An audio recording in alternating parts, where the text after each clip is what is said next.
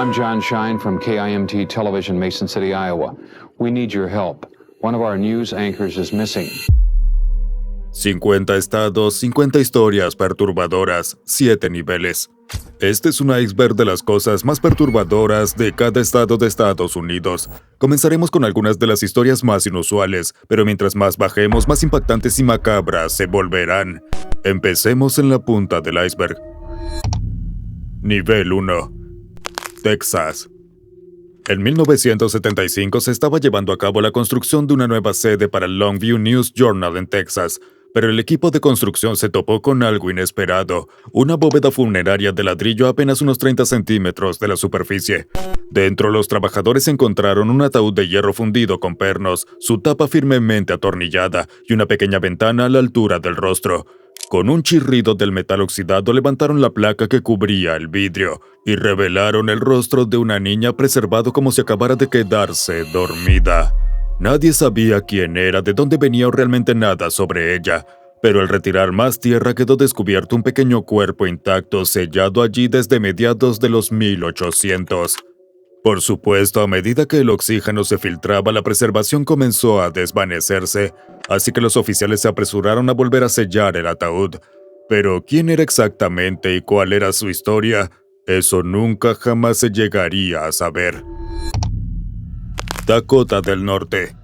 Algo había salido terriblemente mal en la casa de Cody James Bellegarde, en la reserva Spirit Lake en Dakota del Norte. Era el 14 de enero de 2021 y Leroy Chapin, de 17 años, apenas 2 semanas después de su cumpleaños, se estaba quedando allí. Ya no respiraba. Cody había apretado el gatillo de su escopeta, terminando con su vida al instante, pero eso no fue suficiente para Bellegarde.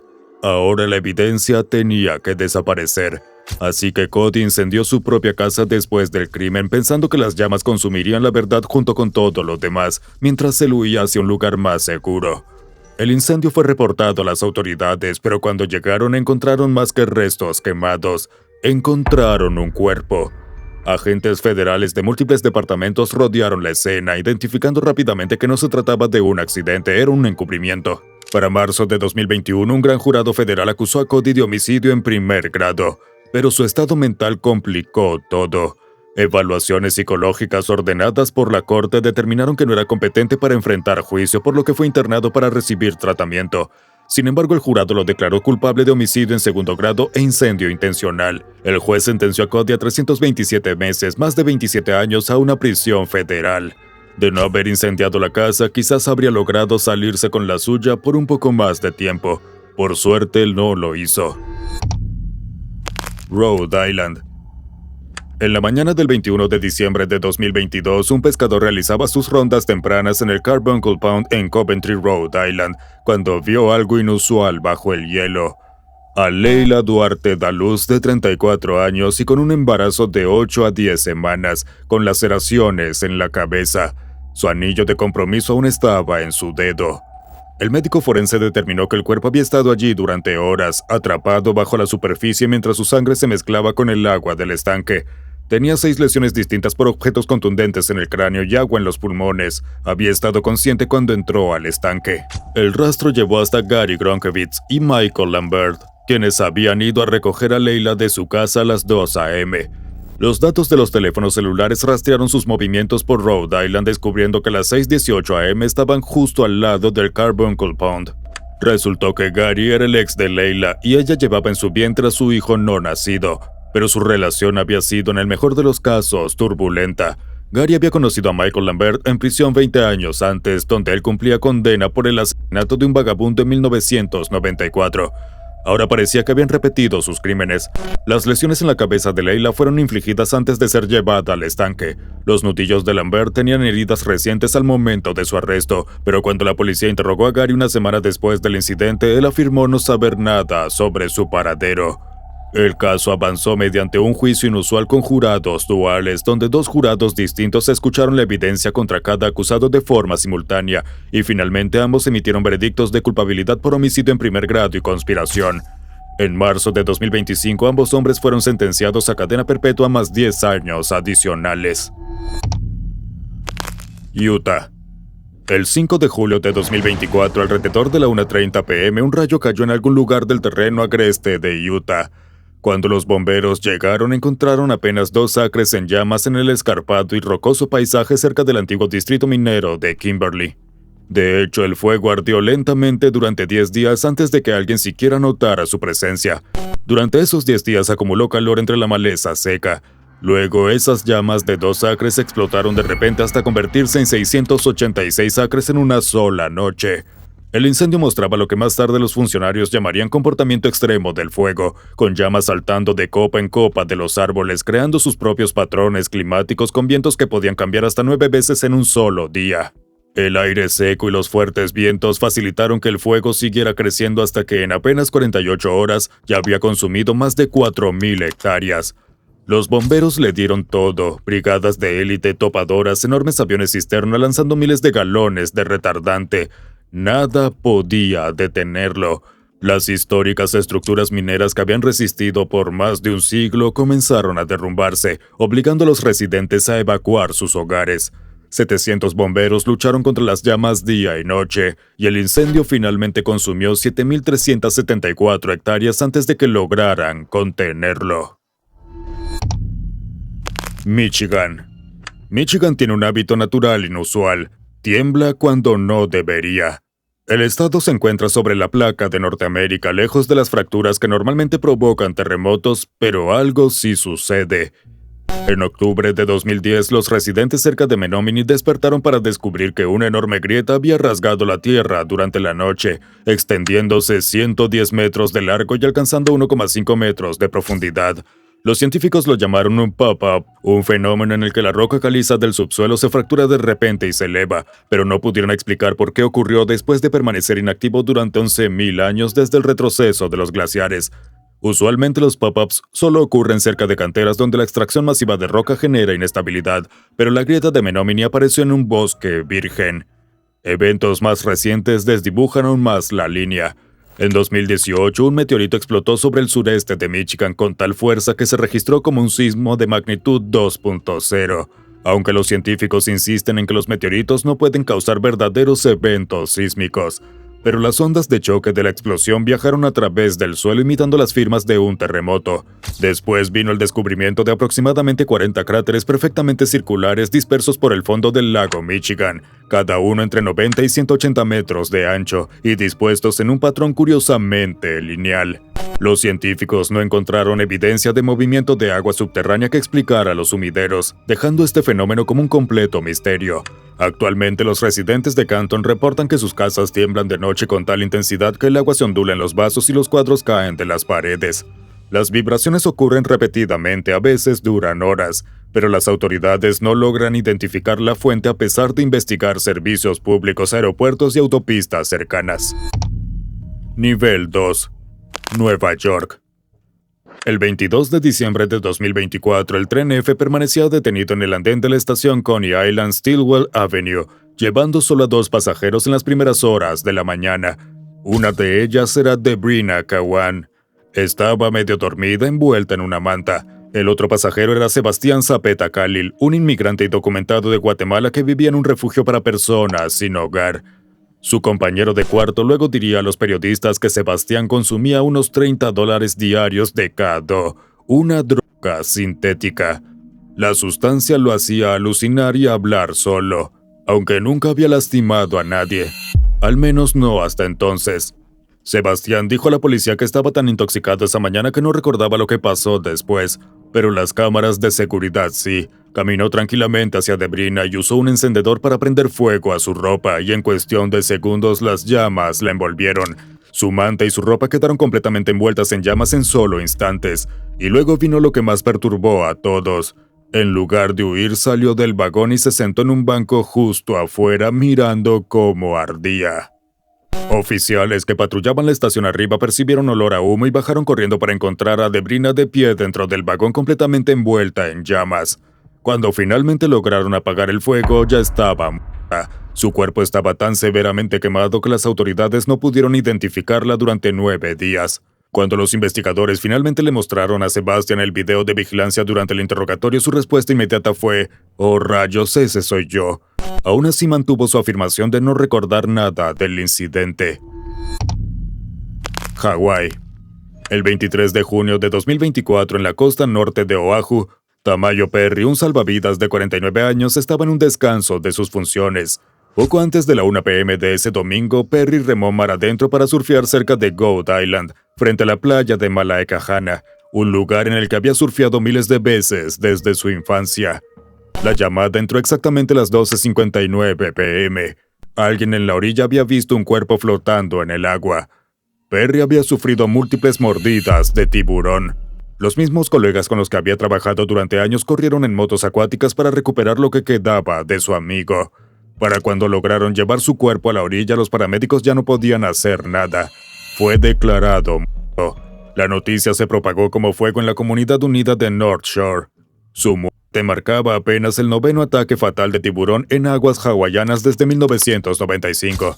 En cuestión de horas aparecieron señales de advertencia de tiburones a lo largo de la costa. El Departamento de Seguridad Oceánica al que había servido declaró su muerte como una fatalidad ocurrida en cumplimiento del deber, reconociendo que, incluso en su descanso, Perry seguía sirviendo a la comunidad que tanto amaba. Colorado. Chuck Murphy sabía desde hacía años que algo no estaba bien con la cabaña abandonada en Woodland Park, Colorado. Siempre había culpado del olor a ratones muertos y a la madera podrida. Pero el 7 de agosto de 2015, cuando obreros comenzaron a demoler la cabaña para dar paso a un nuevo desarrollo, al retirar la gran barra donde se desayunaba, encontraron incrustado profundamente en la chimenea de ladrillo un cuerpo momificado doblado en una posición imposible. El cadáver estaba doblado en dos, con las rodillas por encima de la cabeza y las piernas completamente separadas del torso. Las manos cubrían el rostro como si intentara protegerse de un horror final. Pero luego los investigadores hallaron ropa doblada curiosamente junto a la chimenea. Se trataba de Joshua Vernon Maddox, un joven de 18 años que había estado desaparecido durante 7 años. Su padre había pasado años buscándolo sin saber que los restos de su hijo se descomponían en una chimenea a tan solo 2 cuadras de su casa. El forense del condado de Teller dictaminó que se trataba de un accidente, teorizando que Maddox había intentado deslizarse por la chimenea al estilo Santa Claus y quedó atrapado. Pero Chuck Murphy no lo creía. Una pesada reja de acero había sido instalada sobre la apertura de la chimenea, haciendo imposible el acceso desde arriba, sin mencionar que para terminar en una posición fetal tan retorcida, Maddox habría tenido que entrar en la chimenea de cabeza. Además, su ropa doblada dentro de la cabaña sugería que había logrado entrar al edificio antes de acabar en la chimenea. Así que, ¿cómo o por qué se despertó, salió del edificio, subió al techo e intentó entrar por la chimenea?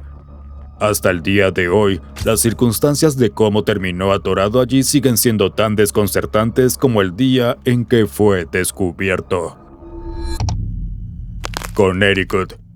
El 17 de febrero de 2025, un hombre de 32 años prendió fuego deliberadamente a su dormitorio en Waterbury, Connecticut, usando desinfectante de manos, papel de impresora y un encendedor que había escondido en la chaqueta vieja de su padre.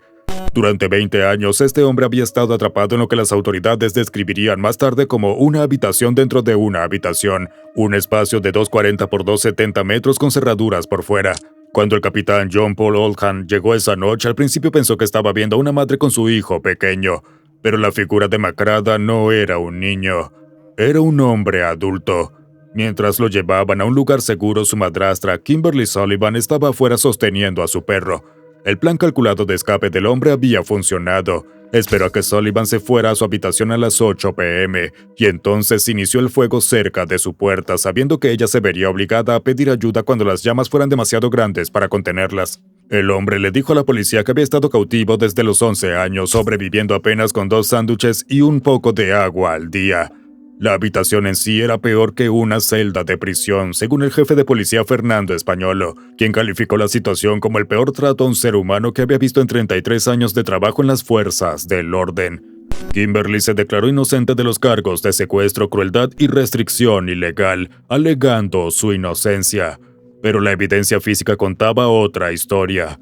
Cerraduras exteriores, ventanas tapiadas y un espacio tan pequeño que apenas podía contener a un ser humano.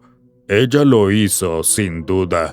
Pero la apuesta desesperada con el fuego finalmente le dio lo que, según dijo a los socorristas, había querido todo el tiempo: su libertad. California. Hay un fenómeno extraño en la avenida Berham en Richmond, California. Un residente paseaba a sus perros una tarde cuando escuchó un sonido similar a un petardo. Al mirar hacia arriba, vio una paloma posada en el cable eléctrico caer de repente al suelo. 5 minutos después, otro estallido resonó y un estornino se desplomó frente a él. Al principio pensó como cualquiera que se trataba de una electrocución. Después de todo, más de 50 aves han caído de los cables eléctricos en los últimos meses, cada muerte precedida por uno de estos fuertes pops. Los fallecimientos parecen concentrarse en un tramo específico de cable entre dos postes, pero cuando el Departamento de Pesca y Vida Silvestre de California realizó necropsias en 2 de las aves sin vida, no encontró signos de electrocución. De hecho, presentaban lesiones compatibles con traumatismos que podrían haber sido causados por una pistola de perdigones, de balines o una resortera. Sin embargo, los funcionarios de Vida Silvestre señalaron que no se pudo determinar la causa exacta del trauma en todas estas aves. Pacific Gas and Electric Company, propietaria de los cables, sostiene que su equipo no es responsable de los incidentes. La portavoz de la compañía, Tamar Sarkisian, declaró que el poste cumple con las normas de seguridad para aves establecidas por el Comité de Interacción de Aves y Líneas Eléctricas, lo que significa que la única explicación lógica que queda es que alguien esté disparando a las aves para derribarlas del cable. Sin embargo, hasta ahora nadie ha podido probarlo. Nueva Jersey. Terrence J. Matthews había pasado la noche anterior discutiendo por teléfono con su exnovia Cressida Williams, mientras ella trabajaba en su turno, lo que lo dejó tan enfurecido que fue directamente a la casa que compartían en Willingboro, Nueva Jersey, para hacer algo atroz. Mientras Cressida estaba en el trabajo, Terrence recorrió la casa que compartía con su familia, apuñalando a la madre y al hermano menor de ella, forzando la cabeza del niño bajo el agua en la bañera hasta que se ahogó. Cressida llegó a casa para encontrar a Terrence esperándola, obligándola a mirar lo que había hecho y tomándola como rehén, dejándole claro que ella también correría con la misma suerte. Al amanecer, Cressida ideó un plan desesperado. Terrence la llevó a una tienda de guagua en Springside Road. Ella se acercó a un empleado y susurró las palabras que terminarían con su cautiverio. Terrence había matado a su familia. Con la policía en camino, Terrence huyó. Horas más tarde estaba en medio de una persecución policial transmitiendo todo en vivo y confesando lo que había hecho. No mostró ningún remordimiento, y luego apareció el poste. Aunque se estrelló de lleno contra él destrozando el auto, Terrence sobrevivió y fue sacado de los restos. Posteriormente se declaró culpable del doble homicidio. La evidencia era demasiado contundente para ignorarla. Recibió una condena de 60 años de prisión. Nivel 3. Alabama. Betty Wilson abrió la puerta de su casa en Alabama en mayo de 1992, esperando a la policía con novedades sobre la muerte de su esposo, pero en su lugar llevaban esposas. Meses antes, su esposo, un médico respetado, había llegado a casa tras hacer campaña para un político local, solo para encontrarse con un extraño dentro de su hogar. James White golpeó al doctor repetidamente con un bate de aluminio, fracturándole el cráneo en múltiples lugares y apuñalándolo en el pecho para acabar con su vida. La escena parecía un robo frustrado, pero no había señales de entrada forzada, ninguna habitación revuelta, nada faltaba. Una pista anónima llevó a la policía directamente a James White, un trabajador eventual con antecedentes criminales. Bajo interrogatorio afirmó que Peggy Lowe lo había seducido con promesas de amor y dinero si eliminaba al esposo de su hermana gemela. Su historia cambió varias veces, pero insistió en que ambas hermanas habían orquestado el plan, y los registros telefónicos mostraban decenas de llamadas entre White y Peggy en las semanas previas al crimen. Las gemelas enfrentaron cargos idénticos en juicios separados, pero mientras Betty fue condenada a cadena perpetua, Peggy salió libre tras ser absuelta, a pesar de contar con la misma evidencia y mismas circunstancias. Años más tarde, James White se retractó de su testimonio asegurando que Betty Wilson no había tenido nada que ver con la muerte de su esposo. Pero ella aún continúa tras las rejas, casada con otro recluso en 2006, mientras su hermana gemela vive su vida en libertad. Delaware. Charles Holden salió de la fábrica de DuPont poco después de la medianoche del 22 de junio de 1991. Tras terminar su turno de 11 horas, se detuvo en un Hardee's para comer algo tarde en la noche, pero en el estacionamiento un desconocido se acercó a la ventanilla de su camioneta pidiendo un aventón, diciendo que necesitaba ir a ver al hijo recién nacido de su hermana. Charles aceptó llevarlo, al menos parte del camino. Pero cuando Charles dijo que ya había ido lo suficiente, el extraño le puso un destornillador en la garganta exigiéndole la camioneta. Él fingió aceptar, pero escapó cuando el hombre comenzó a rodear el vehículo para subirse.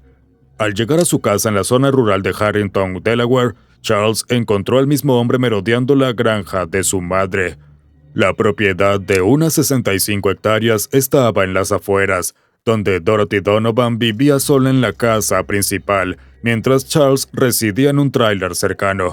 Llamó a la policía en lugar de enfrentar al intruso, alternando entre llamadas al despachador y los intentos de comunicarse con su madre de 70 años, pero el teléfono sonaba sin respuesta. La ventana rota junto a la puerta trasera lo dijo todo. Dentro, Dorothy Donovan estaba sin vida en su habitación, apuñalada más de 2 docenas de veces en el pecho y el rostro. Una huella de palma ensangrentada marcaba la barandilla de las escaleras. La policía no creyó la historia de Charles. ¿Cómo podía un autoestopista al azar encontrar el camino hasta esa granja tan remota? El extraño habría tenido que caminar casi 1 kilómetro por un camino rural oscuro, doblar en la intersección, pasar varias casas y de alguna forma saber cuál pertenecía al hombre que lo había abandonado. Sin mencionar que llegó a la casa antes que Charles, sin un transporte claro. Los investigadores pronto descubrieron que Charles tenía problemas financieros y que heredaría la póliza de seguro de vida de su madre. Cuando se negó a hacerse la prueba del polígrafo, las sospechas aumentaron, pero no había pruebas suficientes. Durante 14 años el caso quedó en la nada. Luego, en 2005, la tecnología de ADN confirmó que la huella de una palma ensangrentada en la barandilla de Dorothy coincidía con Gilbert Cannon, un criminal reincidente de 41 años que había aceptado el aventón de Charles para conseguir más drogas. Después de ser abandonado en la intersección, Cannon caminó por el camino buscando un lugar donde dormir. Pensó que la granja de Dorothy estaba vacía. Entró por la puerta trasera y en su lugar encontró a la anciana. Cuando ella despertó, usó el destornillador de Charles, el mismo de su enfrentamiento previo, para matarla sin saber que era la madre del hombre que le había dado un aventón. Todo esto fue pura casualidad. Charles siempre dijo la verdad, solo que era demasiado extraño y desafortunado para creer. Tennessee. En diciembre de 2019, Sean Finnegan y su novia Rebecca Dishman se acercaron a Jennifer Paxton, una mujer que vivía en un campamento de personas sin hogar cerca de su apartamento en Oak Ridge, ofreciéndole un lugar cálido donde quedarse. En el momento en que Jennifer cruzó la puerta, se convirtió en su prisionera. La pareja la atacó de inmediato con un bate de béisbol, golpeándola en la cabeza y los brazos. La encadenaron a una cama, le ataron las manos con precintos plásticas y le colocaron un collar para perro alrededor del cuello. Durante días le negaron comida y atención médica mientras la maltrataban repetidamente. Sean se tomó su tiempo con el asesinato, utilizando una cuerda para estrangularla lentamente. Pero no lo hizo de una sola vez. En lugar de eso, hacía pausas en medio del estrangulamiento para salir a fumar, dejándola consciente y comprendiendo lo que sucedía. Ese patrón continuó hasta que Jennifer finalmente murió. Luego despejaron su cuerpo acomodando sus restos en un congelador vertical, donde los mantuvieron durante los siguientes 8 meses. Cuando la policía finalmente registró la vivienda en agosto de 2020, Sean sacó el cuerpo en descomposición del descongelador y lo escondió bajo su cama. El hallazgo llevó a su arresto y eventual condena por múltiples cargos. En agosto de 2024, un jurado sentenció a Sean a muerte por inyección letal. Rebecca lo delató a cambio de una sentencia de cadena perpetua. Montana. A los 65 años, Leah Logan era una bestia. Se había consagrado campeona nacional de ciclismo de montaña, ganando carreras incluso a los 59 años. Pasó años recorriendo terrenos traicioneros, compitiendo en pruebas intensas que exigían excelencia. Cuando emprendió la ruta de bikepacking de 4.345 kilómetros conocida como Great Divide Mountain Bike Route, llevó consigo décadas de experiencia en lo que muchos consideraban la aventura ciclista más exigente del mundo. El 5 de julio de 2021, Logan llegó a Ovando, Montana, junto a su hermana Kim y su amiga Katie Burner. Decidió acampar detrás del museo junto a Kim y Joe Cole, ciclistas que habían conocido en la ruta. Pero a las 3 a.m., un oso grizzly de 189 kilos se adentró en el área de campamento cerca de la tienda de Leah. Los 3 campistas actuaron juntos, haciendo ruido para ahuyentar al animal. Funcionó. El oso se retiró. Pero esto era solo el comienzo. Los Cole, preocupados por su seguridad, le ofrecieron ayudarle a encontrar una habitación de hotel donde se hospedaba su hermana. Pero Leah se negó, regresando a su tienda, ahora armada con gas pimienta para osos, y volvió a dormir. Alrededor de las 4 o 5 a.m. los Cole se despertaron al escuchar sonidos que indicaban que algo iba terriblemente mal. Vieron la silueta oscura del oso saltando arriba y abajo sobre Leah y su tienda. Joe Cole gritó de inmediato y usó su spray contra osos, pero ya era demasiado tarde. El animal había sacado a Logan de su tienda y le había infligido heridas fatales. Murió al instante. Los funcionarios de vida silvestre finalmente abatieron al animal el 9 de julio, usando equipo de visión nocturna cuando se acercaba a una trampa. Pruebas de ADN confirmaron que era el mismo oso que había acabado con la vida de Leah. Carolina del Norte. El 6 de junio de 1993 en Windsor, Carolina del Norte, la tienda comestible Below estaba cerrando temprano para que un equipo de limpieza pudiera encerar y pulir los pisos. El gerente Grover Cecil y la empleada Joyce Reason estaban terminando su turno acompañados por 4 miembros del equipo de limpieza, pero había un hombre que llevaba tiempo esperando dentro de la tienda. Cuando las puertas se cerraron y los empleados pensaban que estaban solos, el hombre se reveló armado con una pistola calibre 45 y cinta adhesiva gris. Ordenó a Cecil y a Reason vaciar las ganancias del día en una bolsa plástica. Pero después de recoger el dinero, el hombre no se fue. Obligó a los 6 empleados a ir al fondo de la tienda, ató sus manos con cinta adhesiva y apiló a las víctimas en 3 montones de 2 personas cada uno. Estaba tratando de ahorrar balas. El hombre abrió fuego contra los montones, mató a 3 al instante, apuñalando a uno y dejando a 2 con vida.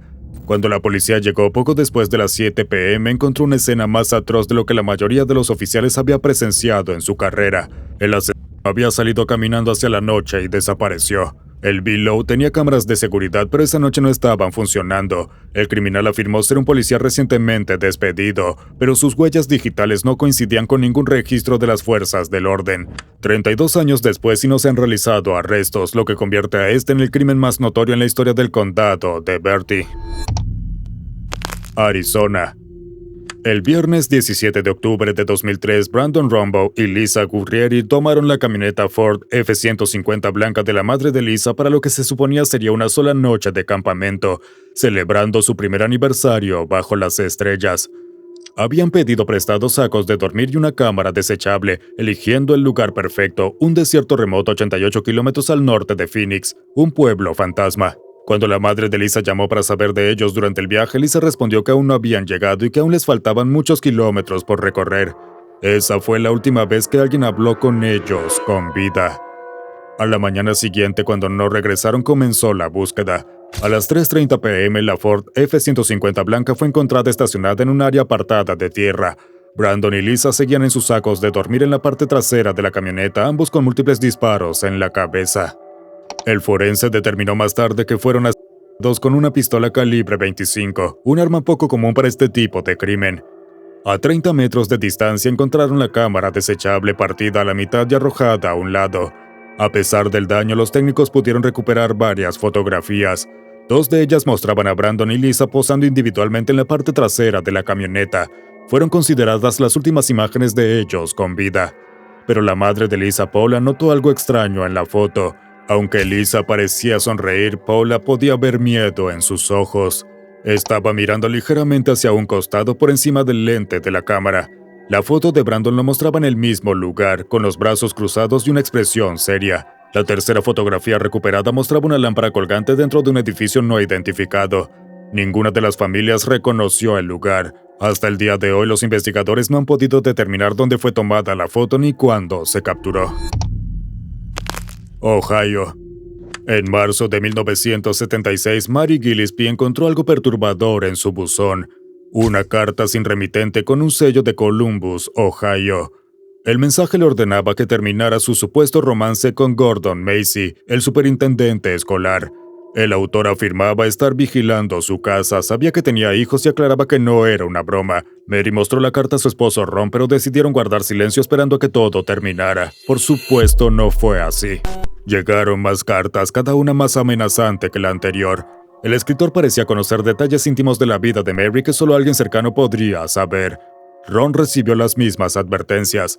Con el tiempo, las cartas empezaron a amenazar con que si Mary no terminaba el supuesto romance, algo le ocurriría a su hija. A Ron incluso le dijeron que debía matarlas a ambas. El 19 de agosto de 1977, Ron recibió una llamada telefónica. Lo que escuchó lo enfureció. Agarró su pistola, besó a su hija y le dijo que iba a confrontar al autor de las cartas. Horas después, su camioneta fue hallada estrellada contra un árbol. Ron estaba sin vida, y de su arma se había disparado una sola bala. Pero las cartas no se detuvieron tras la muerte de Ron. Siguieron llegando, cientos de ellas en los años posteriores, dirigidas a residentes de toda la comunidad. En 1983, Mary conducía su ruta de autobús escolar cuando vio un cartel ofensivo sobre su hija de 13 años colgando en la carretera. Detuvo el autobús y se acercó con la intención de arrancarlo, pero notó que estaba sujeto a un poste de madera conectado por un hilo a una pequeña caja. En lugar de arrancar el cartel, retiró con cuidado todo el artefacto y lo cargó en el autobús. Esa misma tarde, al abrir la caja, descubrió una pistola calibre 25, adaptada para disparar cuando alguien tirara del cartel. La trampa había sido diseñada para matar.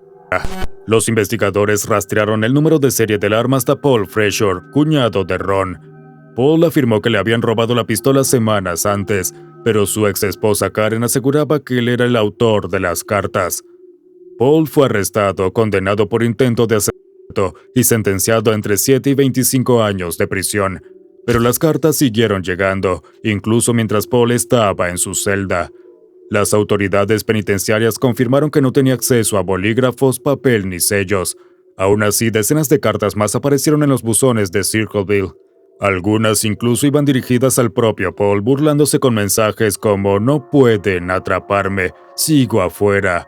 Paul, no soy yo». Paul cumplió 10 años antes de ser liberado en 1994. Ese mismo año las cartas finalmente se detuvieron. La identidad del escritor de cartas de Circleville sigue siendo un misterio. Mississippi. El King's Tavern en Natchez, Mississippi, es el edificio más antiguo de la ciudad más antigua a orillas del río Mississippi. En 1789, Richard King, un neoyorquino que se había mudado al sur con su familia, compró el viejo bloque de madera y lo transformó en una taberna y posada, un lugar donde barqueros y viajeros podían encontrar refugio y bebida. Pero la reputación del sitio se fue oscureciendo con los años. Los infames hermanos Harp, los primeros asesinos seriales documentados de Estados Unidos, eran locales. Habían matado en la taberna, pero no fueron la única fuente de su macabra historia. El propio Richard King guardaba secretos. Había contratado a una joven de 16 años llamada Madeleine para trabajar como mesera. A pesar de estar comprometida con otro hombre, Madeleine finalmente cedió ante las persistentes insinuaciones de King. Su romance continuó en secreto hasta que la señora King descubrió la verdad. Décadas más tarde, en la década de 1930, nuevos propietarios comenzaron a renovar la antigua taberna. Al desmontar la chimenea del comedor principal, los trabajadores descubrieron restos óseos emparedados tras los ladrillos. 3 esqueletos, 2 hombres y una mujer, junto con una daga española enjollada. Se decía que los restos de la mujer pertenecían a Madeleine. La identidad de los 2 hombres sigue siendo desconocida, pero algunos creen que eran sicarios contratados para acabar con su vida. Otros especulan que la propia señora King se deshizo de ellos para encubrir sus huellas. Durante décadas, los cuerpos permanecieron ocultos literalmente en las paredes de la taberna. Hoy los visitantes reportan fenómenos extraños, huellas que aparecen sobre pisos recién limpios, puertas que se abren y se cierran solas, y el llanto de un bebé proveniente de habitaciones vacías. La chimenea donde se hallaron los cuerpos aún emite calor incluso cuando no hay fuego encendido. Maine. El 1 de septiembre de 2006, Christian Charles Nielsen invitó a James Whitehorse, otro huésped del Black Bear Bed and Breakfast en Newry, Maine, a un viaje de pesca. Se dirigieron al cercano pueblo de Upton, deteniéndose antes para comprar un sándwich. Mientras caminaban por la zona boscosa hacia el lago, Christian le disparó a James en la parte posterior de la cabeza 3 o 4 veces. Abandonó el cuerpo y regresó a trabajar su turno nocturno como cocinero en el Sudbury Inn, como si nada hubiera pasado. Al día siguiente, Christian volvió al bosque y comenzó a cavar una tumba, pero cambió de opinión. Usó gasolina e intentó incinerar la evidencia. Sabiendo que Julie Bullard, la dueña de la posada de 65 años, sospecharía de la desaparición de James, Christian derribó la puerta de su habitación mientras dormía y le disparó 3 veces en el pecho. Al día siguiente, la hija de Julie y una amiga llegaron inesperadamente, poniendo en riesgo la farsa de Christian una vez más. Les disparó y las mutiló, y dejó sus restos apilados fuera de la posada. Christian manipuló a su padre para que le diera una coartada, afirmando que Julie Bullard se había ido a California y lo había dejado a cargo del alojamiento. Cuando Christian y su madrastra Lee Graham llegaron al lugar, notaron de inmediato un rastro de sangre que iba desde la posada hasta la maleza detrás del edificio. Después de descubrir los restos humanos desmembrados, Christian llamó al 911. Cuando la policía llegó, Christian tuvo otro cambio de parecer y le dijo al oficial que él las había matado a todos. Nielsen fue arrestado sin resistencia y acusado. Hasta el día de hoy no ha podido proporcionar a los investigadores un motivo coherente para sus crímenes. Nivel 4. Alaska. Valerie Kassler estaba sin hogar, desesperada y robándole a un hombre que había conocido en las calles de Anchorage, Alaska, cuando tomó su teléfono del portavasos de su camioneta. Él le había ofrecido un lugar donde quedarse, pero esa misma noche, de vuelta en su tienda y tras días de consumo de sustancias, Valerie encendió el dispositivo. El teléfono contenía decenas de fotos y videos de una mujer siendo brutalmente agredida en lo que parecía ser una habitación de hotel. Ella luchaba por su vida mientras una voz con acento narraba la escena como si fuera un director de cine, diciéndole que moría y grabando el momento exacto en que la mataba. Valerie transfirió el contenido a una tarjeta de memoria robada de una tienda por departamentos y la etiquetó como homicidio en el Marriott Midtown, entregando la evidencia a la policía y desatando una investigación que expondría la brutalidad de Brian Steven Smith. Los registros del hotel confirmaron que él se había hospedado en el Marriott en el periodo exacto de los videos y que había conducido durante 2 días con el cuerpo en su vehículo antes de deshacerse de él. Durante el interrogatorio admitió un segundo asesinato. Ambas víctimas, mujeres nativas de Alaska que habían experimentado situación de calle. Smith fue sentenciado a 226 años de prisión después de que un jurado tardara menos de 2 horas en condenarlo por 14 cargos. Valerie casi se convirtió en la tercera víctima, pero en cambio logró llevarlo a la justicia. Illinois.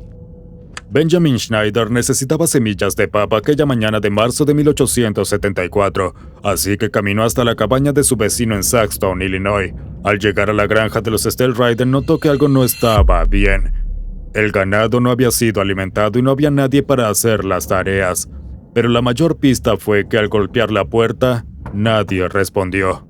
Benjamin empujó la puerta y entró encontrando el cuerpo de Frederick Stellrider tendido en el suelo, con la garganta cortada y acostado en un charco creciente de sangre. Cerca había 3 dedos cercenados y su cráneo estaba destrozado. Casi no pudo reconocerlo. En el dormitorio, Anna Stellrider yacía muerta junto a sus hijos Carl de 3 años y la pequeña Anna, de apenas 8 meses. Los brazos del bebé estaban envueltos en el cuello de su madre. Ambas habían sido golpeadas hasta la muerte. El abuelo, el viejo Carl Stellrider, fue hallado casi decapitado y su cabeza colgando apenas por hilos de carne. El arma parecía ser un hacha empuñada por alguien que sabía exactamente lo que hacía. Restos de hojas de tabaco ensangrentadas abandonadas en la escena guiaron a los investigadores a través del bosque, pero el rastro se perdió. El caso sigue sin resolverse hasta 2025, con los archivos originales de la investigación desaparecidos desde 1890. Oklahoma. El 8 de octubre de 2009, Bobby y Sherilyn Jameson cargaron su camioneta a la vista de una cámara de seguridad. Ellos dos y su hija Madison, de 6 años, habían salido de su casa en Eufaula, Oklahoma, para explorar un terreno remoto de 40 acres cerca de Red Oak. Luego, la familia desapareció sin explicación. 8 días después, unos cazadores descubrieron su camioneta abandonada en un camino de montaña en el condado de Latimer. Dentro del vehículo, los investigadores encontraron las identificaciones de la familia, billeteras, teléfonos móviles, un sistema GPS y $32,000 en efectivo escondidos bajo el asiento del conductor. Los Jameson recibían beneficios por discapacidad, lo que hacía inexplicable la procedencia de semejante cantidad de dinero. Su perra Macy estaba atrapada en el asiento trasero, apenas con vida después de días sin comida ni agua. Las grabaciones de seguridad de su casa revelaron detalles inquietantes. Ambos padres se movían entre la casa y la camioneta con un extraño comportamiento, como en trance, realizando múltiples viajes sin dirigirse la palabra. Sherilyn colocó un maletín marrón en el vehículo durante los preparativos que nunca fue recuperado. La policía encontró una carta escrita a mano de 11 páginas dentro de la camioneta, redactada por Sherilyn, donde expresaba su odio hacia Bobby. Pero a pesar de su deseo de divorcio, no había señales de lucha en las cercanías del vehículo. El vehículo no mostraba daños, tenía combustible y parecía haber sido estacionado deliberadamente, pero la familia no estaba por ningún lado. Pasaron 4 años antes de que, en noviembre de 2013, cazadores encontraran restos óseos de 2 adultos y un niño a unos 4.3 kilómetros de donde había sido abandonada la camioneta. El médico forense de Oklahoma identificó los restos como pertenecientes a la familia Jamison. Sin embargo, los cuerpos estaban tan descompuestos que no se pudo determinar la causa de muerte. Lo único que queda es esa inexplicable grabación. Nuevo México. Poco después de la medianoche del 19 de enero de 2013 en Nuevo México, Nehemiah Griego, de 15 años, se escabulló en la habitación de sus padres con un rifle calibre 22. Su madre, Sara, dormía junto a su hermano, Sefania, de 9 años, sin saber que Nehemiah había estado planeando ese momento durante más de una semana. Disparó un tiro en la cabeza de su madre, despertando a su hermano. El segundo disparo siguió de inmediato. Los otros hermanos menores de Nehemiah se despertaron al escuchar los disparos y enseguida comprendieron que algo había ocurrido. Mientras lloraban, Nehemiah entró en su habitación con el rifle en la mano y disparó una vez a la cabeza de cada uno. La casa volvió a quedar en silencio. Nehemiah tomó del armario el AR-15 de su padre y se colocó en el baño del piso inferior esperando. Greg Griego terminaba su turno nocturno en la Albuquerque Rescue Mission, donde ayudaba a familias sin hogar a encontrar refugio. Cuando entró por la puerta a las 5 a.m., su hijo lo emboscó con múltiples disparos. Con toda su familia muerta, Nehemiah recargó ambas armas, las cargó en la camioneta familiar y condujo para encontrarse con su novia de 12 años. Antes de verla, le envió una fotografía de su madre sin vida. Pasaron el día juntos asistiendo a actividades de la iglesia. Durante esas 18 horas, Nehemiah deambuló por los terrenos conversando con miembros de la congregación que no tenían idea de los 5 cuerpos en su casa. Cuando finalmente el jefe de seguridad de la iglesia, Vince Harrison, lo llevó a casa esa tarde, Nehemiah relató con calma dónde se encontraba el cuerpo de cada miembro de su familia. Sabía que el juego había terminado. Pensilvania. En noviembre de 1974, Joseph Kallinger, un zapatero de Filadelfia, reclamó a su primera víctima, un niño de 10 años llamado José Collazo. No estaba solo. Su hijo Michael, de 12 años, estaba a su lado, no como testigo, sino como cómplice. Este padre e hijo idearon una serie de invasiones de hogares, haciéndose pasar por vendedores para entrar en casas desprevenidas. Una vez dentro, ataban a los residentes y tomaban lo que querían. A medida que ganaban confianza, empezaron a expandirse a otros estados, pero mantenían la misma coreografía: entrada forzada, sometimiento, humillación y robo. La ola alcanzó su punto máximo el 8 de enero de 1975 en el tranquilo pueblo de Leonia, Nueva Jersey. Con su guión preparado, lograron entrar en la casa de la familia Romain. Durante 2 horas fueron capturando a cada persona que entraba en la vivienda, 7 en total. Cuando María Fasching, una enfermera de 21 años, llegó para revisar a un residente anciano, se convirtió en su 8ª y última víctima. Pero ella se negó a obedecer, obligándolos a matarla. Después de eso, testigos vieron a padre e hijo tratando de lavar sangre de una prenda en un charco cerca de la escena del crimen. Cuando no lo lograron, la desecharon y huyeron. Esa camisa contenía una etiqueta del fabricante, una etiqueta de tienda y una marca de tintorería que llevó a la policía directamente al taller de reparación de zapatos de Joseph Kallinger en Filadelfia. Michael fue arrestado junto a su padre, poniendo fin a una campaña de terror de 6 semanas que dejó 3 personas muertas y a 4 familias destrozadas. Virginia. En septiembre de 2003, Virginia sufrió uno de sus peores desastres naturales cuando el huracán Isabel arrasó con el estado, revelando el aterrador poder de la naturaleza cuando se enfrenta a los asentamientos humanos. La tormenta llegó como un huracán de categoría 2, pero causó una devastación que transformaría la región durante años. Virginia recibió de lleno la furia de Isabel, experimentando lo que se convertiría en el desastre natural más costoso de la historia del estado. La tormenta afectó a 99 condados y ciudades, un alcance de destrucción sin precedentes que dejó a 1.8 millones de personas sin electricidad. 36 personas en el estado murieron a causa de Isabel, 10 directamente por la tormenta y 26 por causas indirectas. Entre los fallecidos hubo un conductor que se estrelló contra un arroyo inundado en el condado de Henrico y otro automovilista en la Interestatal 95 en Richmond que perdió el control de su vehículo por hidroplaneo.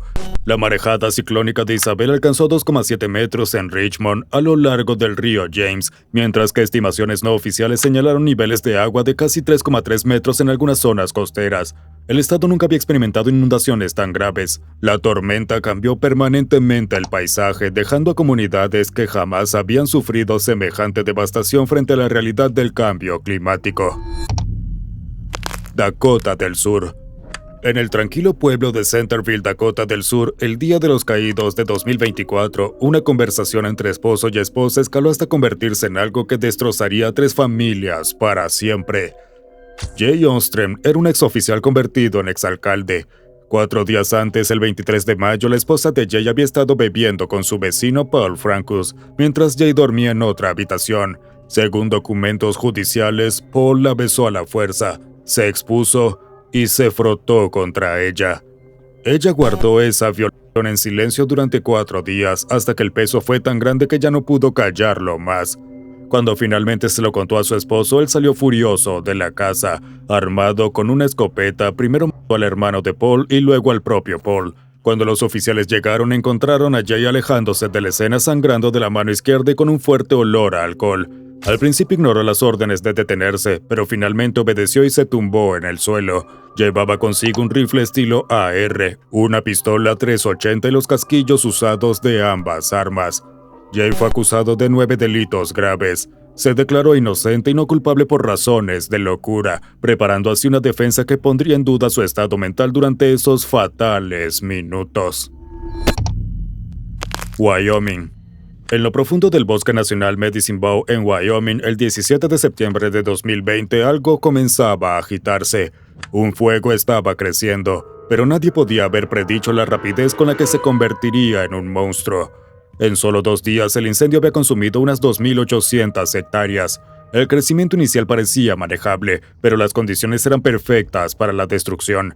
Años de infestaciones del escarabajo del pino montañoso habían dejado el bosque lleno de árboles muertos, creando vastos campos de combustible seco como yesca. Las condiciones de sequía en todo el sureste de Wyoming significaban que todo estaba listo para arder. 12 días después de iniciarse, el fuego había destruido unas 33.400 hectáreas, arrasando con todo a su paso mientras el viento empujaba las llamas por el paisaje.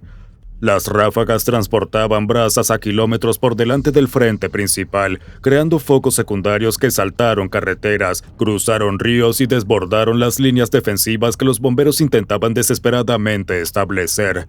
Para cuando cayó una nevada significativa a finales de octubre, el incendio Mullen había consumido unas 71.600 hectáreas.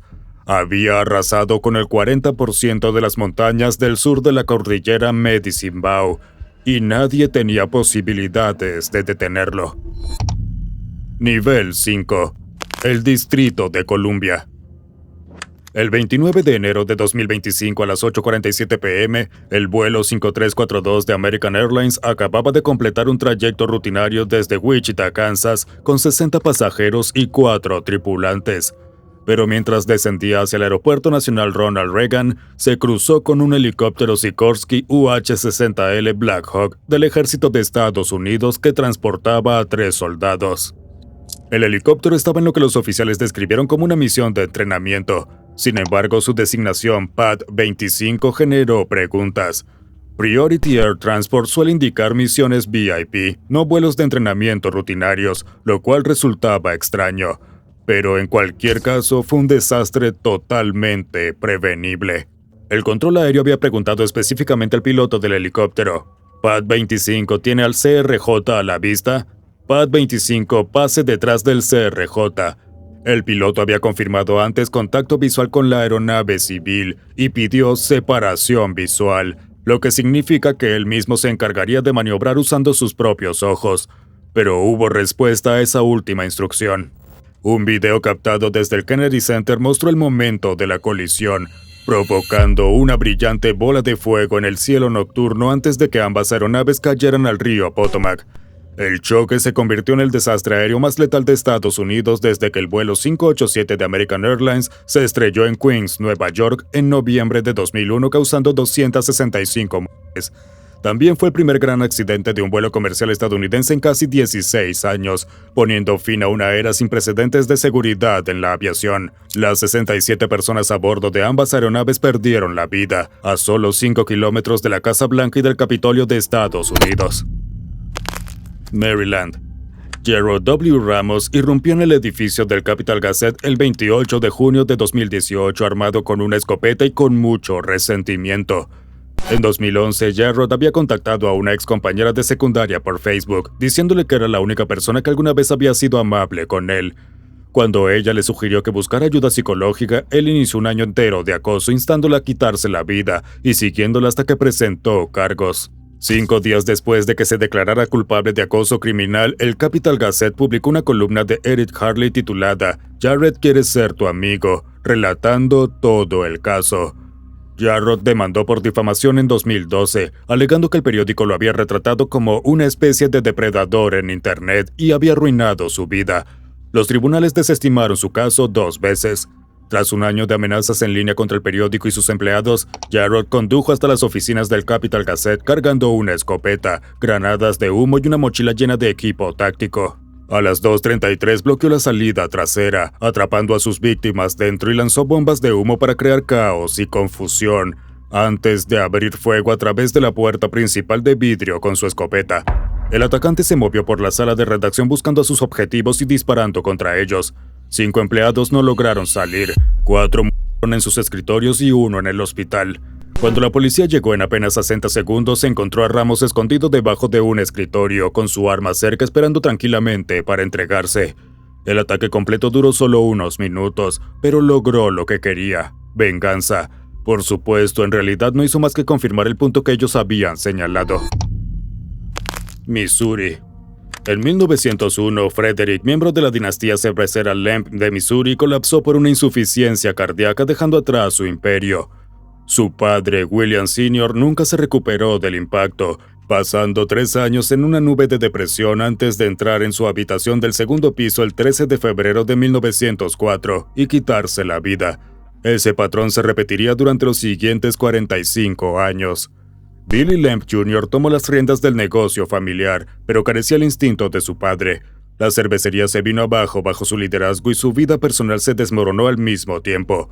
Cuando llegó la prohibición en 1919, Billy cerró la compañía sin previo aviso y vendió el complejo cervecero.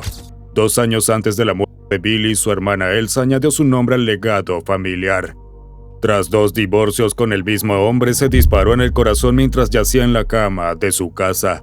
Cuando Billy llegó a la escena, supuestamente comentó: «Así es la familia Lemp». Billy siguió a su hermana en la muerte el 29 de diciembre de 1922. La bala encontró su corazón al igual que lo había hecho con su hermana. No dejó nota ni dio motivo alguno. Charles Lemp, el tercer hijo, se mudó a la mansión en 1929 y vivió allí como un recluso durante 20 años. Nunca se casó, compartiendo la enorme casa solo con 2 sirvientes y su perro. El 10 de mayo de 1949, Charles primero disparó a su perro en el sótano y luego subió las escaleras hasta su habitación. El animal, agonizando y ensangrentado, se arrastró escaleras arriba para estar cerca de su amo en sus últimos momentos. Charles colocó la pistola en su sien derecha, el mismo lugar donde su padre había puesto el arma 45 años antes, y acabó con todo. La mansión se convirtió en un sepulcro para la familia. 4 hombres terminaron con sus vidas dentro de esas paredes, cada uno eligiendo la misma solución permanente para sus problemas temporales. Idaho. El 13 de noviembre de 2022, 4 estudiantes de la Universidad de Idaho fueron apuñalados hasta perder la vida en su casa fuera del campus en Moscow, Idaho. Todos fueron atacados con un cuchillo de hoja fija mientras dormían. El intruso se movió metódicamente por los 3 pisos de la vivienda, atacando el segundo y el tercer piso. Esa noche también había 2 compañeras de casa más que sobrevivieron al permanecer en el primer piso. Alrededor de las 4 a.m., Mortensen escuchó ruidos extraños y llantos provenientes del piso de arriba. Abrió la puerta de su habitación y vio a un hombre vestido de negro con pasamontañas caminando frente a ella. Se encerró en su cuarto junto con la otra sobreviviente. Las compañeras que sobrevivieron permanecieron encerradas durante horas demasiado aterradas para salir. No llamaron al 911 hasta casi 8 horas después, a las 11:56 a.m., cuando amigos fueron a revisar la casa. Al subir encontraron los cuerpos. El caso permaneció sin resolver durante 7 semanas hasta que los investigadores rastrearon pruebas de ADN que llevaron a Bryan Kohberger, un estudiante de posgrado en criminología de 28 años en la cercana Universidad Estatal de Washington. Kohberger fue arrestado el 30 de diciembre de 2022 en la casa de sus padres en Pensilvania. En julio de 2025 se declaró culpable de 4 cargos de homicidio en primer grado y 1 de allanamiento, aceptando un acuerdo que lo libró de la pena de muerte, pero lo sentenció a cadena perpetua sin libertad condicional. Vermont. A las 3:45 a.m. del 15 de septiembre de 2024, Brian Crossman Jr. hizo una llamada al 911 que comenzaría a desmoronar su elaborada mentira. Dijo a la Policía Estatal de Vermont que había descubierto los cuerpos de su padre, su madrastra y su hermanastro de 13 años esparcidos por toda la casa, sangre por todas partes y escopetas en el suelo. Afirmó que había salido a dar un paseo de medianoche y que al volver encontró a su familia sin vida. Pero los detalles empezaron a fracturarse bajo el interrogatorio. La policía descubrió que el teléfono de Brian contenía múltiples búsquedas sobre asesinos seriales y casos sin resolver. El vehículo de trabajo de su padre mostraba datos de GPS que indicaban que había regresado de un turno nocturno de la compañía eléctrica a las 12:47 a.m., apenas minutos antes de que Brian asegurara haber salido a caminar. Cuando la policía llegó a la casa, encontraron a Brian Crossman padre tendido frente a la entrada del vestíbulo, con disparos en la cabeza y el torso. Su esposa Erika fue hallada desnuda en su dormitorio, con el cuerpo colocado de forma antinatural y una herida de bala en la cabeza. En la vivienda había escopetas esparcidas, una caja fuerte de armas abiertas y casquillos tanto de calibre 12 como de calibre 20. La fachada siguió derrumbándose cuando los investigadores hallaron inconsistencias en su línea de tiempo y descubrieron ropa ensangrentada adicional en la misma habitación donde se encontró el cuerpo de Erika, prendas con las que supuestamente se había cambiado. Ese mismo día fue ingresado a un centro de salud mental, pero el 19 de septiembre fue arrestado por 3 cargos de homicidio agravado. Parecía en gran medida indiferente a todo el asunto. Virginia Occidental. Entre julio de 2017 y junio de 2018, la asistente de enfermería Retta Mays trabajaba en el turno nocturno cuando la sala 3 quedó en silencio. Veteranos de entre 80 y 90 años con historiales médicos que abarcaban desde la guerra de Corea hasta Vietnam descansaban en camas de recuperación, la mayoría estables y esperando ser dados de alta. Pero Rita no tenía licencia ni certificación ni formación médica más allá de sus tareas básicas. Lo que sí tenía eran jeringas llenas de insulina a las que no tenía autorización para acceder. Muy pronto los pacientes empezaron a morir con rapidez, con lecturas de glucosa en sangre que caían a niveles sin sentido médico. Sus cuerpos colapsaban en masa. Al principio el personal del hospital atribuyó las muertes a causas naturales. Al fin y al cabo eran pacientes ancianos con historiales complejos. Sin embargo, todos los pacientes experimentaron episodios de hipoglucemia que los llevaron al coma, y ninguno de ellos era diabético. A medida que las muertes aumentaban, Mays comenzó a hacer búsquedas en internet sobre asesinos seriales. Pronto el patrón se volvió inconfundible para quienes la rodeaban. Cada muerte ocurría durante su turno, cada víctima estaba bajo su cuidado. El hospital la despidió en julio de 2018. Para entonces, al menos 20 muertes sospechosas habían ocurrido durante su permanencia allí. Más tarde diría a los investigadores que administraba la insulina a los pacientes que creía que sufrían, para que pudieran irse con suavidad. Recibió 7 condenas consecutivas de cadena perpetua más 20 años adicionales. Iowa. Amy Coons, productora de Kim TV en Mason City, Iowa, tenía un problema. Su presentadora matutina estaba desaparecida. Jody Heisertruid había dicho que se había quedado dormida y que llegaría pronto, pero nunca apareció. Cuando la policía llegó a su complejo de apartamentos a las 7:16 a.m., encontró su Mazda Miata rojo aún estacionado en el lote. Pero alrededor del auto estaban sus tacones rojos, un secador de pelo, laca, llaves del auto y aretes. La llave del vehículo estaba doblada. Había marcas de arrastre cerca del auto, como si alguien la hubiera estado esperando. Los vecinos informaron haber escuchado un grito alrededor de las 4:30 am, aunque nadie llamó a la policía. Un testigo vio una furgoneta blanca con las luces encendidas. Parecía como si alguien hubiera agarrado a Jody mientras caminaba hacia su auto. De hecho, apenas 8 meses antes de su desaparición, Jody había llamado a la policía por un hombre en una camioneta blanca que la seguía. El día antes de desaparecer, les dijo a unos compañeros de golf en un torneo benéfico que planeaba cambiar su número de teléfono porque había estado recibiendo llamadas desagradables. La búsqueda de Jody consumió Mason City, pero simplemente se había desvanecido. Para 2001 fue declarada legalmente muerta. Casi 3 décadas después, el caso sigue abierto. Kansas. Andrew Schreiber se detuvo en una tienda de víveres el 8 de diciembre del 2000 cuando 2 hombres lo obligaron a entrar en su propio vehículo. Lo llevaron a 3 cajeros automáticos vaciando su cuenta con un total de $800. Para cuando lo dejaron varado en un camión de tierra con las llantas destrozadas a tiros, los hermanos ya habían decidido que esto era solo el comienzo. 3 días después, la violencia escaló. Dispararon y mataron a Ann Walenta, una chelista de 55 años de la Wichita Symphony. Su siguiente objetivo fue elegido al azar: un triplex en 12727 East Birchwood Drive. Dentro, 5 amigos estaban reunidos: Jason Befford, su novia H.G., Brad Heika, Aaron Sander y Heather Mueller. Lo que sucedió después sería conocido como la masacre de Wichita. Los hermanos irrumpieron en la casa armados con pistolas y un palo de golf. Forzaron a los 5 a entrar en la habitación de Jason, ordenándoles destruirse. Durante horas sometieron a sus cautivos a una brutalidad inimaginable. Obligaron a las mujeres a realizar actos íntimos entre ellas mientras los hombres eran obligados a mirar. Cuando terminaron, cargaron a las 5 víctimas en vehículos y las llevaron a cajeros automáticos de toda la ciudad, vaciando sus cuentas. Retiraron casi $2,000 en total. El destino final fue un campo de fútbol cubierto de nieve en un complejo deportivo abandonado. La temperatura estaba bajo cero y las víctimas fueron obligadas a arrodillarse uno al lado del otro en la nieve. Uno por uno, los hermanos les dispararon en la parte trasera de la cabeza. Luego pasaron la camioneta de Jason sobre los cuerpos, asegurándose de que el trabajo estuviera completo. Pero una sobrevivió. La bala había golpeado su hebilla para el cabello, desviando el disparo fatal. Después de que los hermanos se marcharon, caminó desnuda por la nieve durante casi 1 kilómetro, siguiendo el resplandor de las luces navideñas hasta encontrar ayuda. Antes de recibir atención médica, dio a la policía descripciones detalladas de los agresores, Reginald y Jonathan Carr, los hermanos. Estos regresaron a la casa Birchwood al día siguiente, buscando más objetos de valor.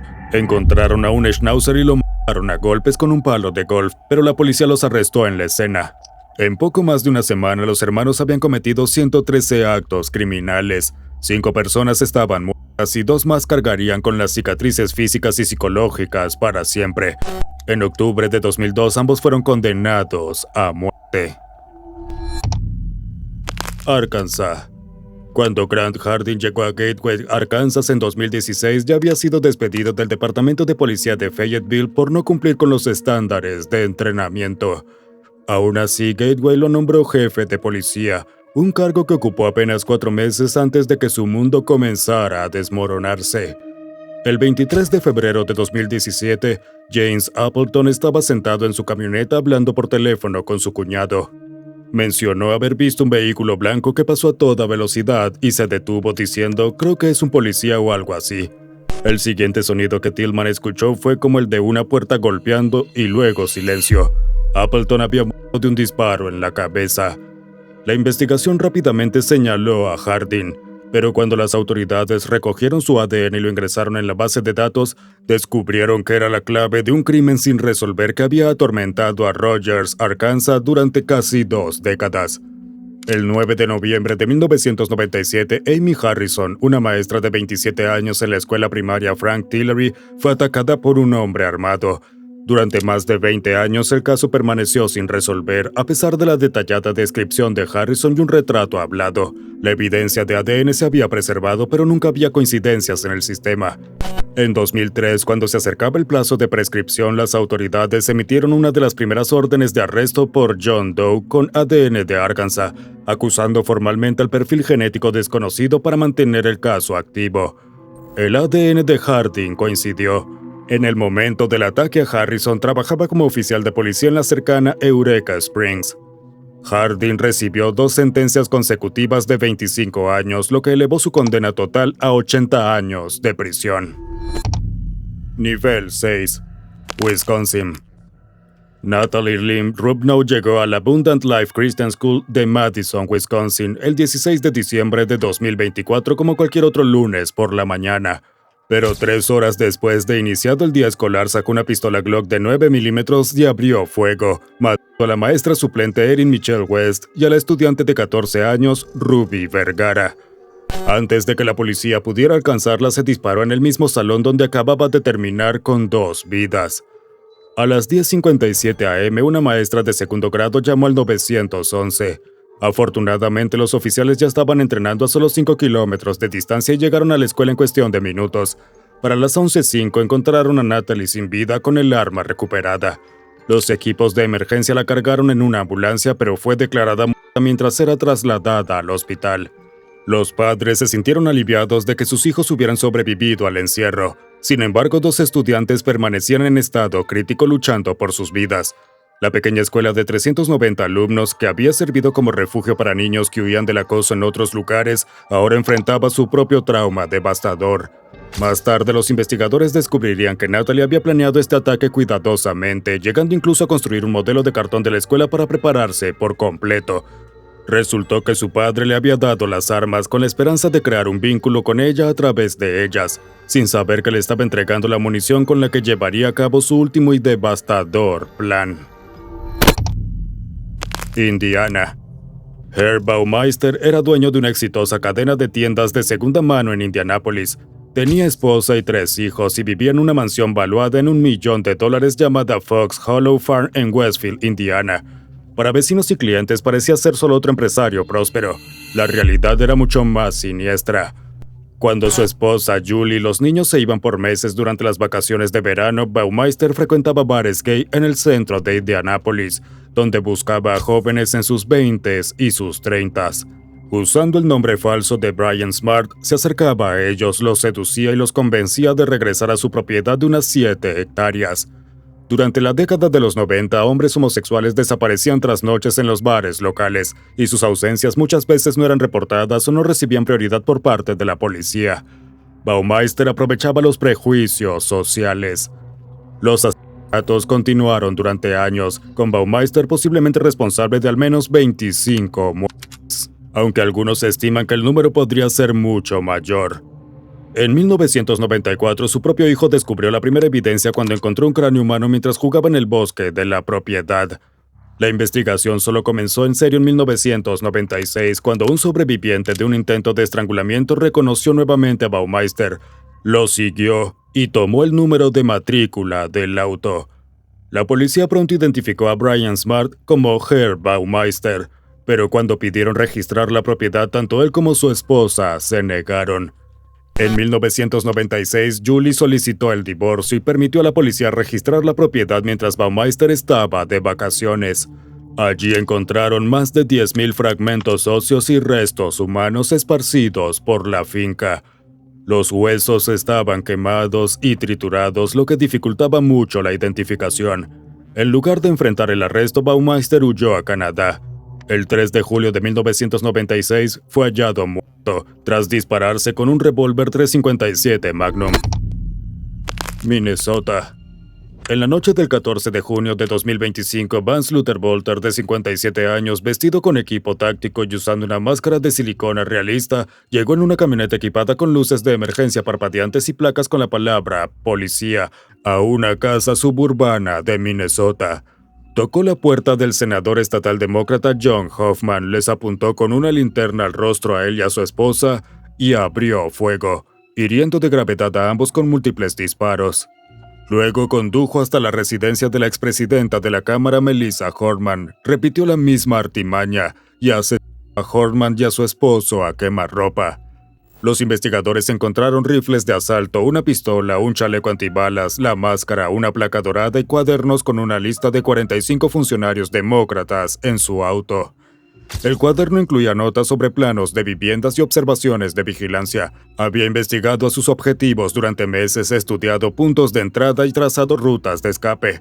Una cacería de 2 días que involucró a docenas de agencias policiales terminó con la detención de Van cerca de su granja rural, donde se entregó sin resistencia. Ahora enfrenta cargos federales y estatales por homicidio en segundo grado, intento de homicidio, acoso y delito con armas, mientras las autoridades intentan reconstruir el verdadero alcance de su plan de ataque. Washington. A principios de 1910, la nieve azotó Wellington durante casi una semana, acumulando ventisqueros de hasta 5 metros de altura. 2 trenes de la Great Northern, el Spokane Local número 25 y el Fast Mail número 27, quedaron varados bajo la escarpada cara de Windy Mountain, atrapados frente al portal oeste del túnel original de Cascade bajo una tormenta implacable. El 26 de febrero, las líneas telegráficas se rompieron de repente. Para el 1 de marzo, la lluvia y los truenos destrozaron la calma helada. Poco después de la 1 a.m., un rayo fracturó la masa de nieve y en un instante una colosal losa se desprendió enviando una ola de nieve de casi 1 kilómetro de largo y 400 metros de ancho cuesta abajo con una fuerza brutal. La avalancha impactó de inmediato contra la estación, lanzando locomotoras y vagones a 45 metros de profundidad en el valle del río Tai. Pasajeros y tripulación, muchos de ellos dormidos sin darse cuenta, fueron tragados por la nieve sin advertencia alguna. Testigos describieron el rugido de la avalancha como 10.000 trenes de carga, explotando mientras engullía todo a su paso. Los esfuerzos de rescate fueron frenéticos. Los sobrevivientes fueron desenterrados por vecinos y trabajadores de ferrocarril, pero se perdieron 96 vidas. Washington nunca se recuperaría por completo de la devastación. Kentucky. Desde 1999, Robert Franklin Smallwood Jr. había estado acabando silenciosamente con vidas en Lexington, Kentucky, en 3 oleadas separadas a lo largo de 7 años. Su primera víctima, Doris Ann Roberts, vivía sola. Fue encontrada días después por vecinos preocupados que forzaron la entrada de su casa, hallando su cuerpo sin vida tras haber sido amordazada y estrangulada con su propia ropa. Pasaron 3 años antes de que Robert atacara de nuevo. En agosto de 2002, Sonora Allen se había reunido con su familia en Fort Street antes de desaparecer. Días después, su cuerpo apareció abandonado en el estacionamiento de Fortune Pizza. No había heridas visibles, pero el forense determinó que había sido estrangulada o asfixiada. Los pantalones cortos de Sonora estaban bajados hasta los muslos y su camiseta levantada, lo que sugería que también había sido agredida. Después, la racha de asesinatos quedó en silencio hasta abril de 2006, cuando Robert invadió la casa de Erica Butler, de 33 años, y acabó con su vida. En agosto de 2006, los analistas forenses de la Policía Estatal de Kentucky hicieron la conexión que todos habían pasado por alto. El ADN de las 3 escenas coincidía, revelando que un solo autor estaba atacando metódicamente a mujeres en Lexington. Pero Robert ya estaba tras las rejas, cumpliendo condena por violar libertad condicional en un caso no relacionado. Sin embargo, el rastro genético se extendía aún más atrás. En 1993, una maestra jubilada de 83 años había sido atacada en su hogar, atada y violentada por un intruso que dejó evidencia genética nunca procesada. Cuando finalmente se analizó el kit de ese año, años más tarde, se vinculó directamente con los 3 asesinatos recientes. Era Robert. Había estado escondiéndose a plena vista. Al principio se declaró inocente, pero eventualmente cambió su declaración y en noviembre de 2007 fue sentenciado a cadena perpetua sin libertad condicional. Oregon. Chris Harper Mercer entró en un aula de inglés en el Umpqua Community College, cerca de Roseburg, Oregon, cargando 6 pistolas, un rifle semiautomático, chaleco antibalas y cargadores adicionales, todo adquirido mediante verificaciones de antecedentes legales. Ordenó a los estudiantes ponerse de pie a identificar su fe, y luego abrió fuego contra ellos, matando a 7 en el lugar y dejando a 2 más que fallecieron en un hospital cercano, elevando el saldo a 9 víctimas. Afortunadamente, los oficiales llegaron rápidamente e intercambiaron disparos con Chris en un breve enfrentamiento en el pasillo. Tras resultar herido, se quitó la vida antes de poder ser arrestado. Más tarde, los investigadores encontraron otras 7 armas en su apartamento, ninguna reportada como robada, y todas compradas legalmente por él o por miembros de su familia en los 3 años anteriores. El inquietante hecho de que todas las armas pasaran las verificaciones de antecedentes alimentó el debate sobre los límites de las compras legales y si realmente evitan ataques como este. ¿Pudo haberse evitado con este sistema? Al parecer, no. Massachusetts. Entre marzo de 1988 y abril de 1989, al menos 9 mujeres y 2 más que nunca fueron encontradas aparecieron estranguladas y abandonadas en las solitarias salidas de la Interestatal 195 y la Ruta 140 cerca de New Bedford, Massachusetts. Cada cuerpo tenía las mismas características: un nudo alrededor del cuello hecho con una prenda de vestir. Estas mujeres compartían vidas frágiles, todas luchando contra la adicción o ganándose la vida ofreciendo servicios íntimos. Todas desaparecieron de sus rutinas diarias, solo para ser halladas después sin vida, si es que llegaban a ser halladas. El asesino de New Bedford nunca fue descubierto ni identificado, lo que significa que bien podría seguir libre en algún lugar. Pero para estas mujeres, sus vidas fueron cruelmente arrebatadas y sus cuerpos abandonados sin piedad al costado del camino. Nivel 7. New Hampshire. Una tarde de 1978, Catherine Millican salió del trabajo para fotografiar aves en la Reserva Natural Chandler Brook Wetland Preserve en New London, New Hampshire. Nunca regresó a casa. Su cuerpo fue encontrado al día siguiente a pocos metros de donde había estacionado su auto con 29 puñaladas. El asesino del Valle del Río Connecticut apenas estaba comenzando. 3 años después, otra mujer desapareció mientras hacía autostop cerca de la frontera entre Massachusetts y Vermont. Su cuerpo apareció semanas después en Unity, New Hampshire, a 130 kilómetros de donde la habían visto por última vez. A mediados de los 80, 3 mujeres más desaparecieron en Claremont, New Hampshire, y sus restos fueron descubiertos en el bosque de Kellyville a menos de 300 metros unos de otras. Entre hallazgos, otra fue brutalmente apuñalada hasta la muerte en su propia casa en Saxon River, Vermont. 10 días antes, apareció otro cuerpo también con múltiples heridas de arma blanca. El asesino seguía encontrando víctimas y lograba evadir la captura, pero su suerte estaba a punto de acabarse. Jane Borowski tenía 22 años y estaba embarazada de 7 meses cuando se detuvo a comprar un refresco en una tienda cerrada en Swansea, New Hampshire. Un hombre en un Jeep Wagoneer se acercó e intentó sacarla de su auto. Ella luchó, pero él la derribó al suelo y la apuñaló 27 veces dándola por muerta. Pero Jane sobrevivió. Ella y su hija por nacer lograron vivir. Condujo hasta la casa de un amigo y pidió ayuda. Por primera vez en una década, el asesino había dejado un testigo vivo. La serie de muertes terminó esa misma noche. El asesino del Valle del Río Connecticut simplemente desapareció. Nadie sabe si murió, si se mudó o se asustó por haber dejado una sobreviviente. Jane Borowski sigue siendo la única persona que vio su rostro y vivió para contarlo. Carolina del Sur. Dylan Roof, de 21 años, había estado planeando esto durante meses. Su compañero de cuarto lo sabía, hablaba de iniciar una guerra civil y se quejaba de que, en sus palabras, los afroamericanos se estaban apoderando del mundo. El arma que sus padres le habían regalado por su cumpleaños había estado en su habitación durante semanas, esperando. Nunca se le había permitido sacarla. En la noche del 17 de junio de 2015, Dylan condujo hasta Charleston con 88 balas de punta hueca distribuidas en 8 cargadores. Se sentó en su auto en el establecimiento de la Emmanuel African Methodist Episcopal Church, la iglesia negra más antigua del sur. Durante 2 siglos había sido símbolo de resistencia afroamericana. Estaba a punto de convertirse en el escenario de una masacre.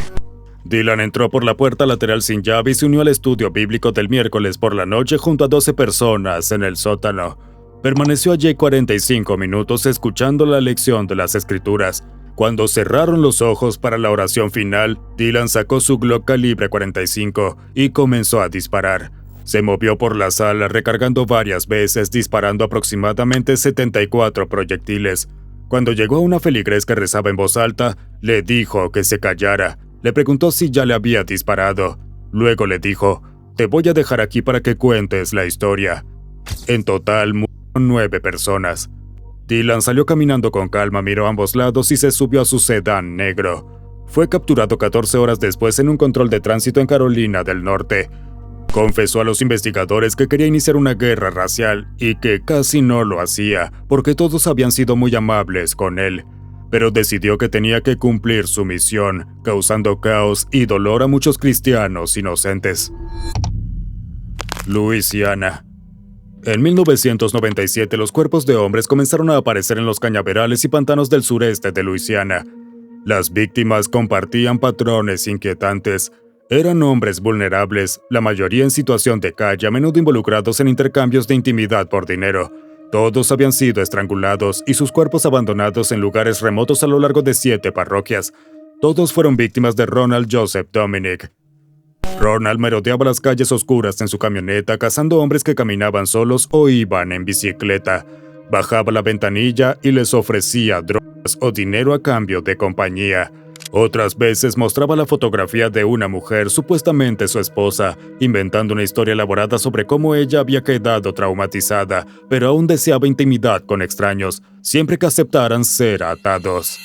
Las ataduras eran la clave. Ronald nunca mataba a nadie que se negara a ser amarrado.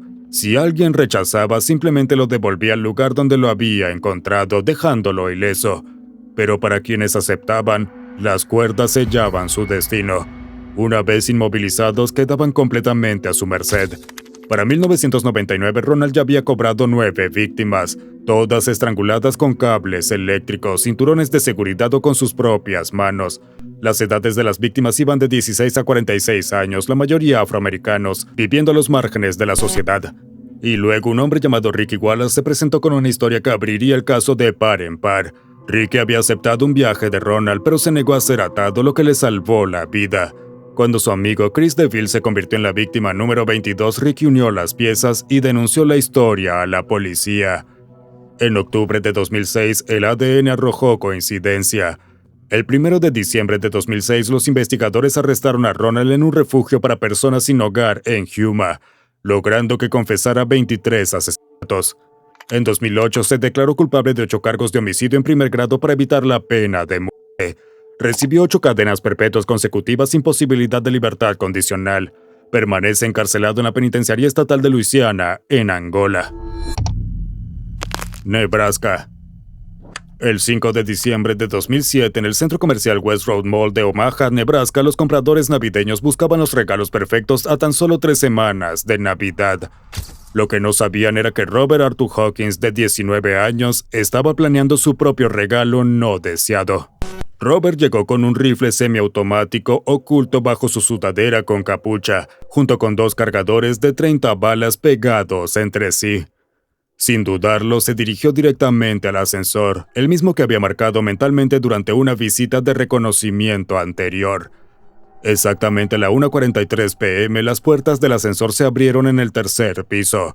Robert salió y comenzó a disparar de inmediato, apuntando hacia abajo a través del espacio abierto para alcanzar a cualquiera que pudiera.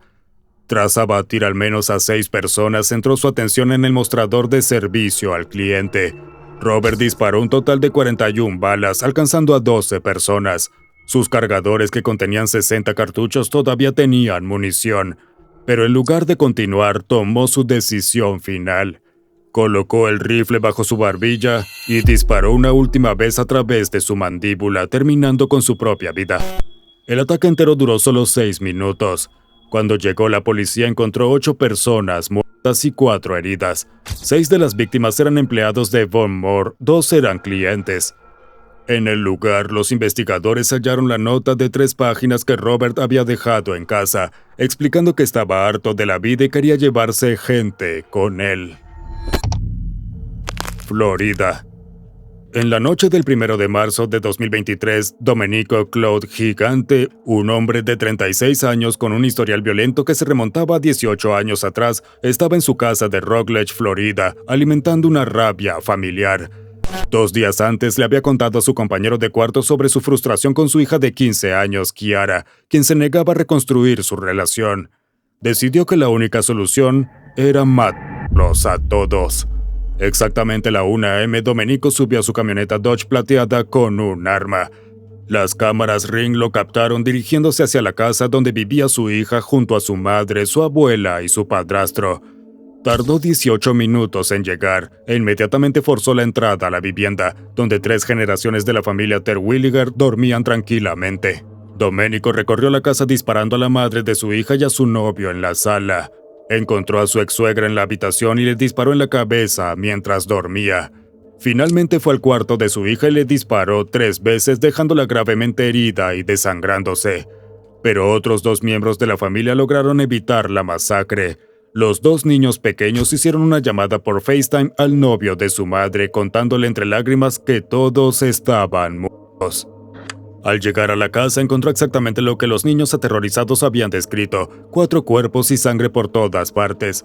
Inmediatamente llamó al 911 y los agentes confirmaron las muertes. Mientras tanto, Domenico había regresado a su casa, donde los investigadores lo encontraron horas más tarde arrojando objetos incriminatorios a un bote de basura.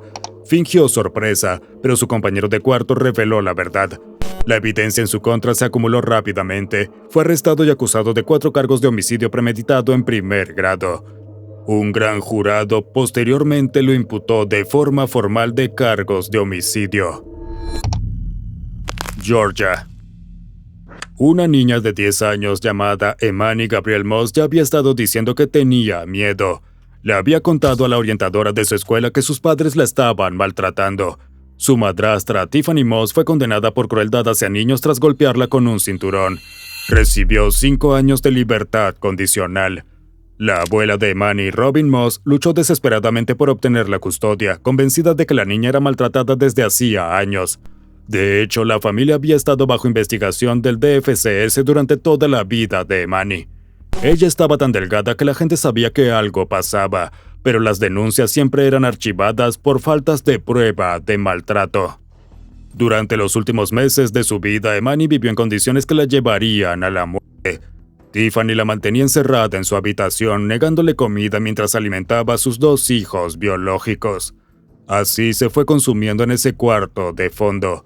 A finales de octubre sufrió convulsiones en la bañera. Cuando su padre la encontró temblando violentamente, en lugar de llamar al 911, la puso sobre un colchón en el suelo de la habitación. El 28 de octubre de 2013, Emani murió. Pesaba apenas 14 kilos. Su padre volvió del trabajo y la encontró fría, sin vida, pero no hizo nada. El cuerpo permaneció en el apartamento durante días mientras él continuaba con su rutina laboral, hasta que intentaron deshacerse de los restos en la noche de Halloween. No pudieron quemar el cuerpo lo suficiente, lo que llevó al descubrimiento del crimen. El caso expuso fallas sistémicas en el sistema.